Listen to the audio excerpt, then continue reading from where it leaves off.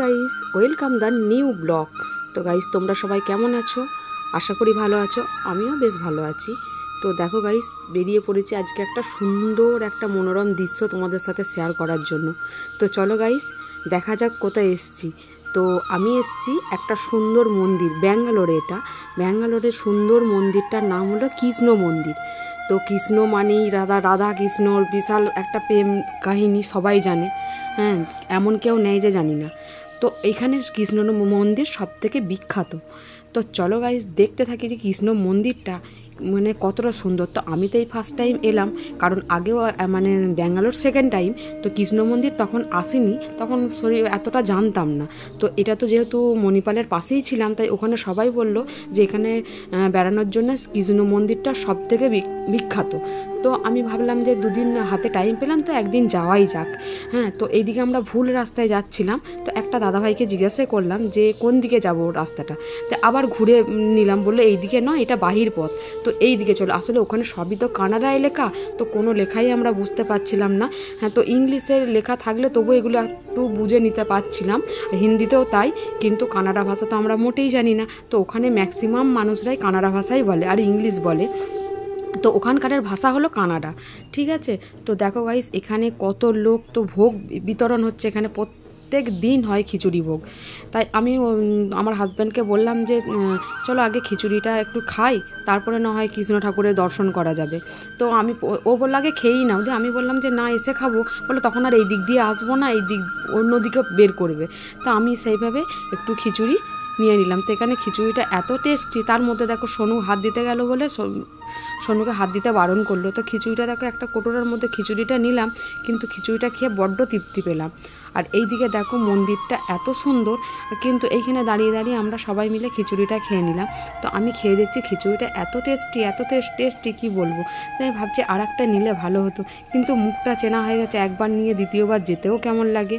আর এইদিকে দেখো লাইনে আমরা দাঁড়িয়ে গেছি, আর প্রচণ্ড মেঘ করেছে। আর এখানের হচ্ছে একটা সিস্টেম খুব মানে বিকট বলতে সারাদিনে একবারও বৃষ্টি এখানে হবেই হবে।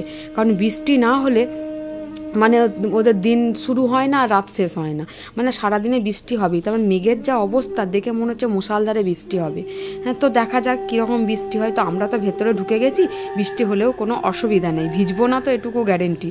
হ্যাঁ, তারপর আবার বাড়ি যাওয়ার সময় যদি বৃষ্টি না ছাড়ে তখন আবার ভিজতে হবে।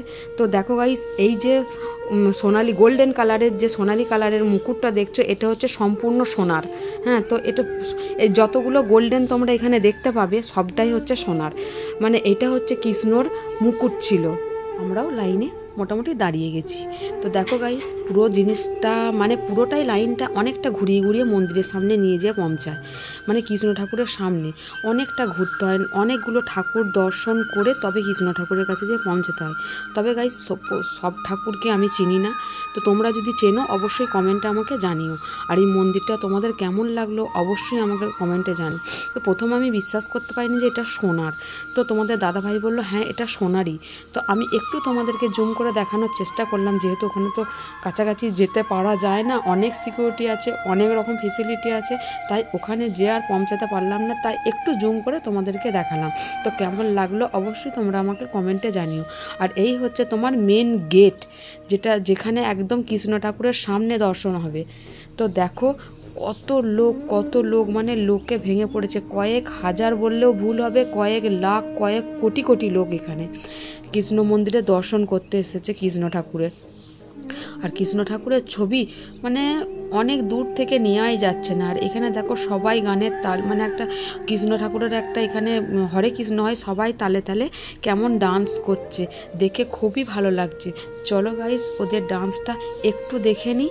আর ওপরের ঝাড়বাতিগুলো দেখো অসাধারণ লাগছে। চলো গাইস, আমিও একটু ডান্সটা উপভোগ করি।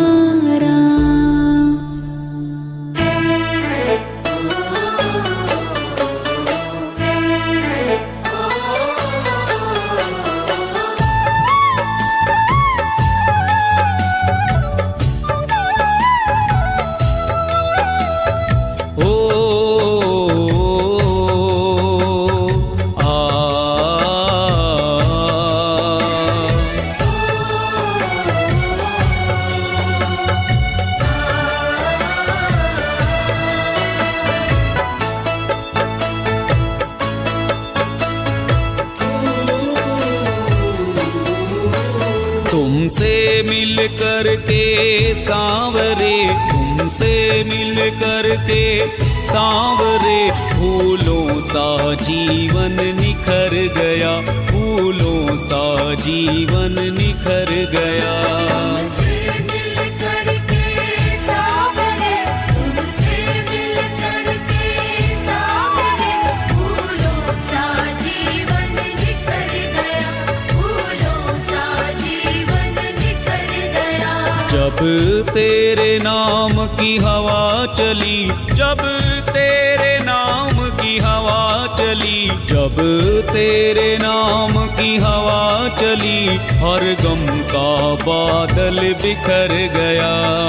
तेरे नाम की हवा चली, जब तेरे नाम की हवा चली। তো পুরোটা ঘুরে চলে এলাম খাবারের জায়গায়।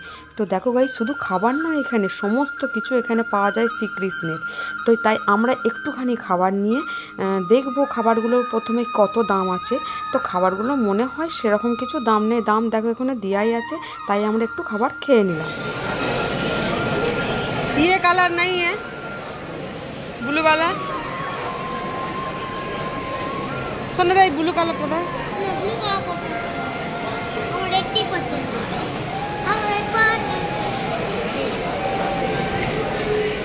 ও রেড কালার জামা পছন্দ, তাই রেড কালার জামা একটা নিয়ে নিলাম।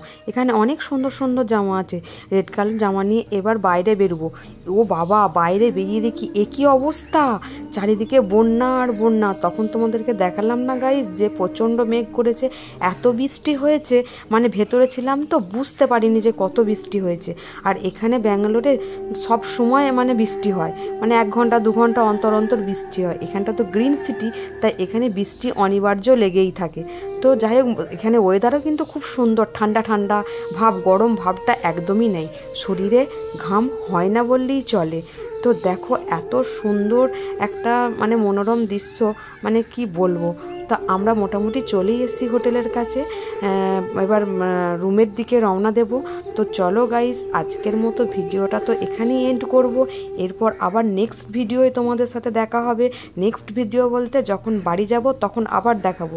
চলো ভাই, tata, good night, see you.